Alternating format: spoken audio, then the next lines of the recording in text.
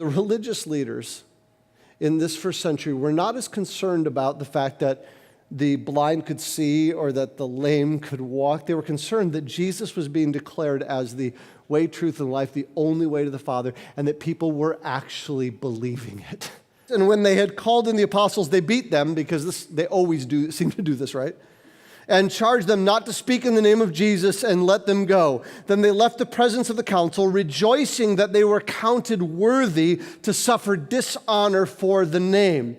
And every day in the temple and from house to house, they did not cease teaching and preaching that Christ is Jesus.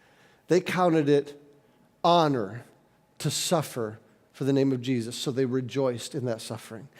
For now we live in this blessing where we can proclaim the gospel in a very clear way without being really opposed a whole lot, and that might actually be one of the biggest dangers we face. This is kind of a comfy Christianity, isn't it? It just feels comfy. And so what do we do with comfy Christianity? We can do one of two things. We can settle into comfy Christianity to the point that anytime we face anything mildly uncomfortable with our faith, we're like, whoa, whoa, whoa, whoa, this is supposed to be comfy. And so when someone begins to oppose us about Christianity, we're having a talk with our friend, they're like, well, I don't believe that. We're like, well, it's just something I do. It's comfortable, you know.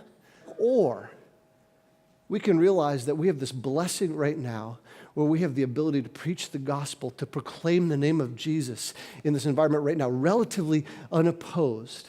And so we can make this verse be known of us. And every day in the temple and from house to house, they did not cease teaching and preaching that Christ is Jesus. Rejoice in that discomfort. And then, when and if that day comes where we have to suffer for our faith, let's just keep doing it. Because there's nothing more important than the gospel of Jesus.